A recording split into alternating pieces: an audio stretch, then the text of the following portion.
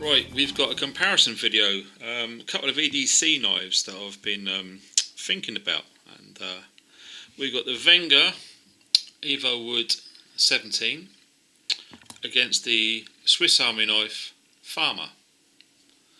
So, I've been carrying this for pretty much exactly a year now on my EDC and used it quite a few times and been absolutely mega impressed with it, to be frank. Really sweet knife. But there's one thing on there which I really wanted, which wasn't on there, which was scissors. So I found this. Now this is pretty much exactly the same as what's on there, but with a really good quality pair of scissors. So I thought, this is half of the weight. Let's have some close-ups. This is half of the weight of the Swiss Army knife, and to be honest, I didn't know anything at all about Wenger. I'm presuming it's Wenger, not Wenger.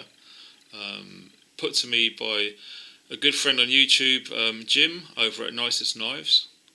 And after finding out a little bit about the company, thanks to him, I decided to get one from Amazon. And it turned up a week later or so from Germany. And I thought, great, fantastic. The weight is there. It's half of the weight, as I said, because once this is on your EDC, it's quite heavy on the keychain. It's quite a lump. So this being half the weight with the extra scissors, I thought, yeah, fantastic. But here is the but. This video is going to be a comparison, like I said. If you're interested in dimensions, weights, measures, all that sort of thing, there's more than enough videos and information on the internet. But what I wanted to do with this video was to compare the two. So, the first thing I noticed about this one here, the Wenger, was the blade. And to be honest, compared to the Swiss Army knife, wasn't impressed at all. And it's probably down to my own fault. I suspected the weight difference would be down to wood versus the scales on here, but no, it's the blade. Thin as anything. Now, that's fine, no problem at all with that. But when you consider the blade on here,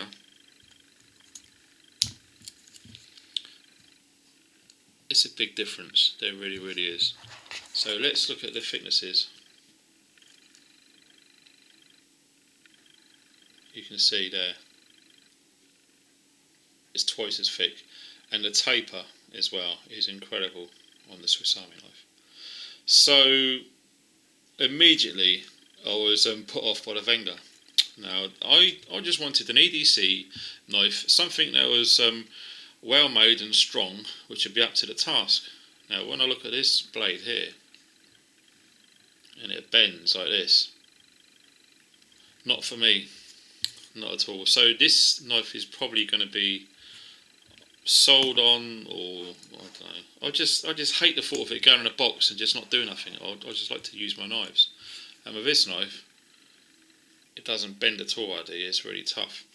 So it's such a shame that you can't buy these Swiss Army knives with everything that you want on it. There's always something missing. It really pisses me off, to be honest. So there you have it. So that was the main reason for me to decide not to carry this as an EDC, because to me it's just not up to the job. Don't get me wrong, it's a beautiful knife, I really do like it, but if I needed something in an emergency, something that's going to stand up to the task, I couldn't trust this. Compared to this, that's important, compared to this. Now, another good thing about the Swiss Army knife Farmer is this. Let me see if I can get it out here. They call it the reamer.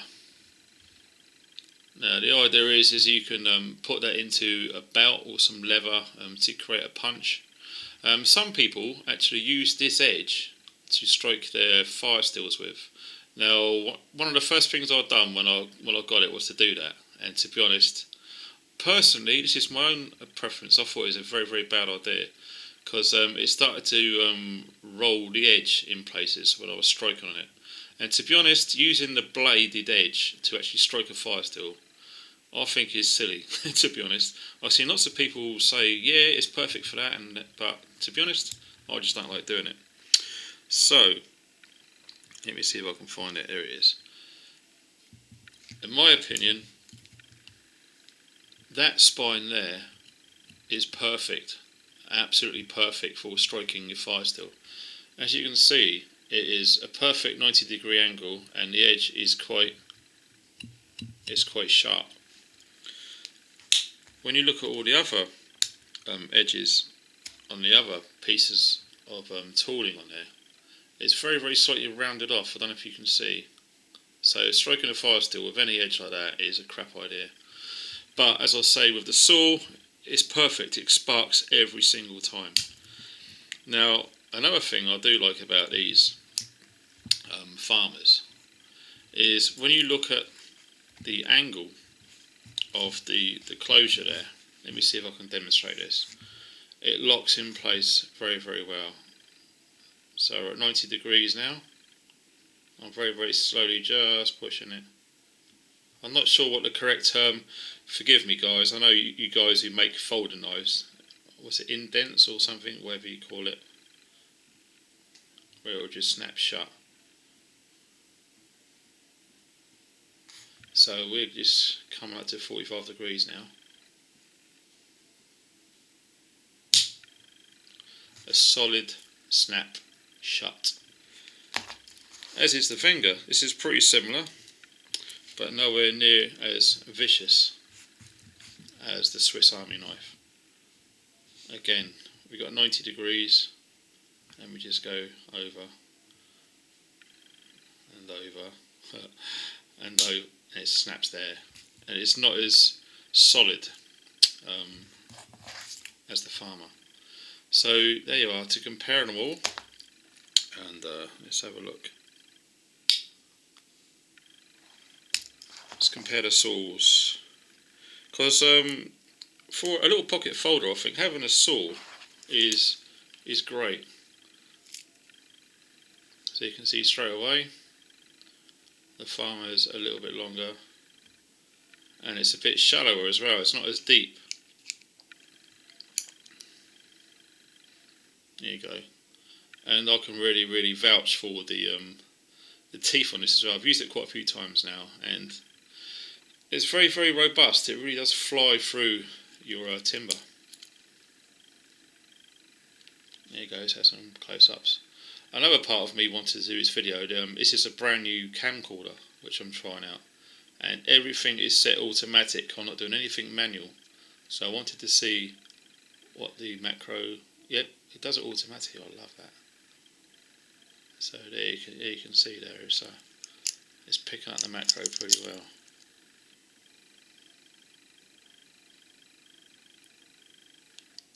So yeah, the saw, good. And all I've done was just put a little stainless steel ring on there to clip onto my key ring. But this knife here, the farmer, I absolutely love it. I really, really do. I've used it quite a few times, been on holiday out in the woods. But it's such a shame because it's a beautiful looking knife. The 17 is very, very nice.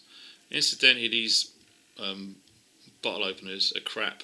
I think what would be really cool is if Wenger or Swiss Army Knife, if they're listening to this or bother watching videos on their products from us honest folk, if they could do like a survival one. You know, if you take away this stupid bloody bottle opener, which no one friggin' uses these days because most bottles have got screw tops anyway, look at the space there.